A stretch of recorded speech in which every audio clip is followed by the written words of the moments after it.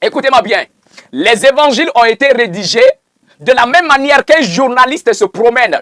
Il se déplace pour aller dans un village et prendre des renseignements et les noter. C'est de la même manière que vos 4 évangiles ont été rédigés. Comment est-ce possible qu'on vienne vous raconter des histoires après les réalités, après les faits, 70 ans après pour Marc, 80 à 90 ans pour Matthieu et Luc, et 90 à 100 ans pour le livre de Jean.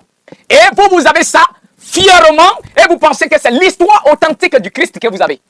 Des récits qu'on va rédiger 100 ans après, 80 ans après, 70 ans après. Et toi, tu es là, tu penses que c'est sous l'inspiration du Saint-Esprit que vos évangiles ont été rédigés.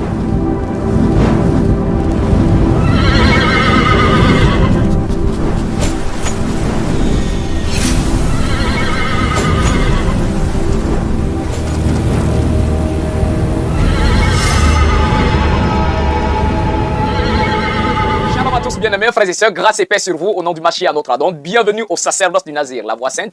Je suis le Kohen Hanazi Nezeria, fils d'Israël biologique de la tribu de Lévi.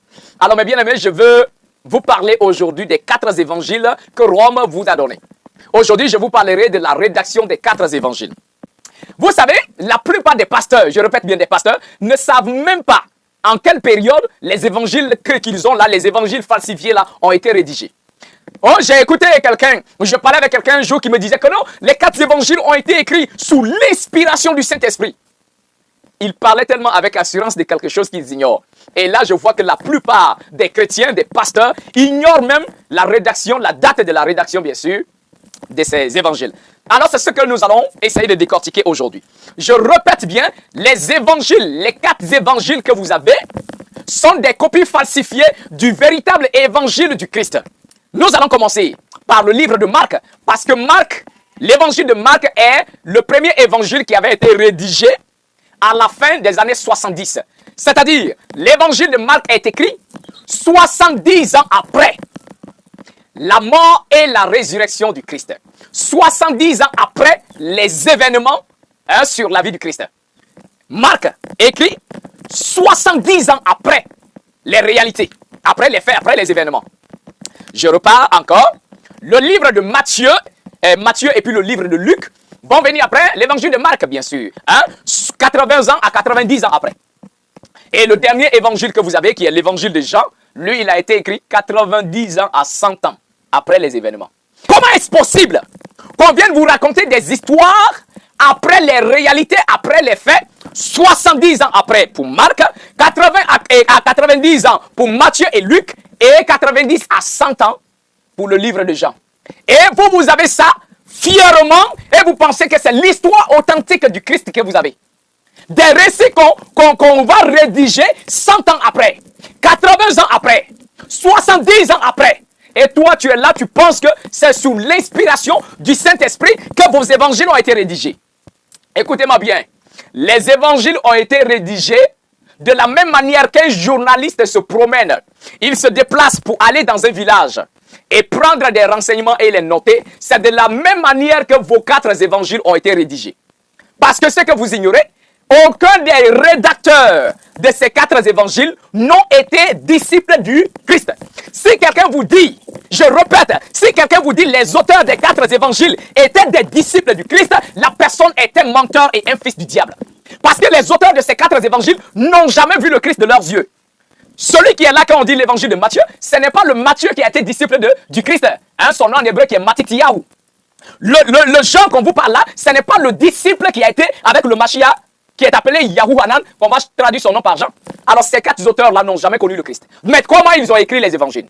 Donc d'abord, premièrement, Marc, qui est le premier, se déplace de son pays, il vient en Israël. D'accord? Dans le but de rédiger, d'avoir des informations sur celui-là qui a vécu. Alors Marc va se promener de lieu en lieu, de village en village, de champ en champ, des endroits, des ateliers aux ateliers, pour demander aux gens qu'on a un Christ a vécu ici, il y a 70 ans. Qu'est-ce qui s'est passé? Comment il a vécu? Est-ce que vous vous souvenez encore de ces enseignements? Et pendant que les gens lui donnaient les renseignements, et lui, il les notait. Lui, il les notait. Il les notait. Voilà pourquoi il va recevoir, bien sûr, des renseignements qu'il va les mettre par écrit, comme un témoignage désormais, qu'on appelle l'évangile de Marc. Maintenant, entre 80 et 90 ans, Matthieu et Luc vont également chercher à rédiger un témoignage sur l'identité du Christ. Donc Matthieu va s'inspirer de l'évangile de Marc. Luc va également s'inspirer de l'évangile de Marc. Ils vont lire et ils vont rédiger leur évangile, mais en y ajoutant des détails que Marc n'avait pas eu au départ. Donc Matthieu va tomber comme ça sur quelqu'un et lui pose la question, le Christ qui est venu, comment il est né?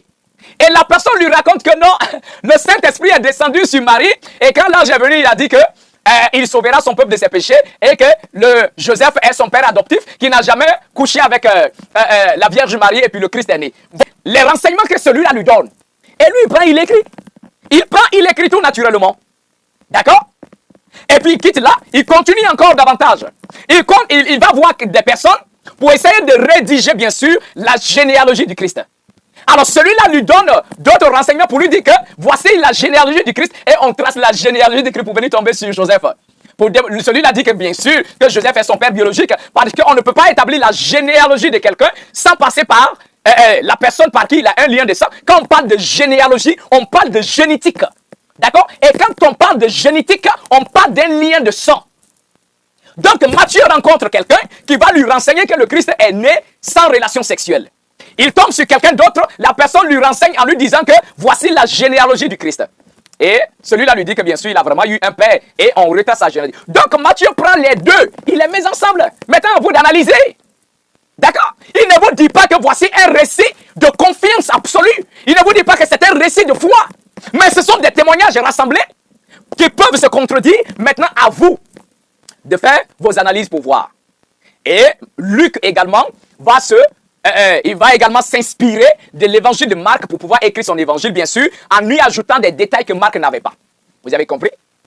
Donc c'est comme ça, et les évangiles vont être écrits. Maintenant, le livre de Jean, entre 90 à 100 ans, lui, il ne s'est pas inspiré ni sur l'évangile de Marc, ni de Matthieu, ni de Luc.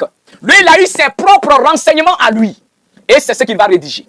Voilà pourquoi l'évangile de Jean est quand même à 50% très différent des autres évangiles. Voilà comment les évangiles vont être rédigés. L'évangile de Marc, 70 ans après les événements. Matthieu et Luc, 80 à 90 ans après les événements. L'évangile de Jean, 90 à 100 ans après les événements. Et vous allez prendre ça, vous allez nous dire que c'est un livre de foi, vous allez nous dire que c'est un récit absolu où il faut baser sa foi là-dessus. Donc moi, je vais baser ma foi sur le récit des journalistes, quoi. Les auteurs des 4 évangiles étaient des journalistes qui sont allés se renseigner, poser des questions aux gens dans les champs, dans les montagnes, au marché, par-ci, pour avoir des renseignements précis sur l'identité du Christ. Et ils ont reçu des renseignements dans la rue. Et ils ont rédigé. Ils étaient des journalistes. Matthieu était journaliste. D'accord? Marc était journaliste. Ils ne se sont pas assis là et que le Saint-Esprit donne des révélations. Ils n'ont pas vécu avec le Christ pour écrire. Donc faites très attention avec vos évangiles. Mais malgré cela, et vous allez vous arrêter pour nous dire que c'est l'évangile authentique. Non, l'évangile authentique du Mashiach est dans l'épée justicière que Rome vous a confisqué. Et Rome n'est pas prêt à mettre cela à votre disposition.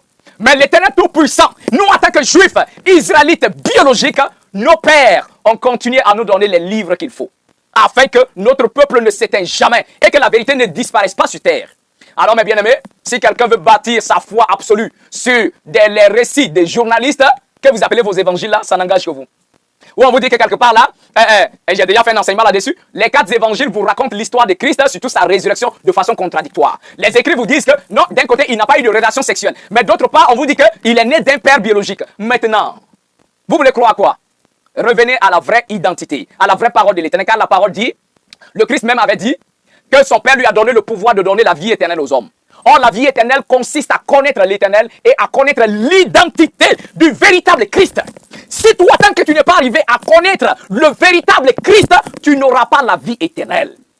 Mais maintenant, si tu penses que tu connais le Christ à travers le miroir que Rome t'a présenté, alors c'est que tu es vraiment un aveugle. Parce que Rome vous a caché le véritable Christ et son véritable histoire. Et on a fabriqué un égrégore occidental avec les yeux bleus, les cheveux longs. Là, un blanc qu'on vous dit que c'est le véritable Christ. Oh, que le Tout-Puissant vous pardonne et qu'il vous accorde la grâce. On vous dira qu'il est mort pour vos péchés. Que le Tout-Puissant vous aide dans votre ignorance. Que le Père vous accorde sa grâce. C'était le Cohen Hanazi Nezeria. Moi, je vous dis shalom.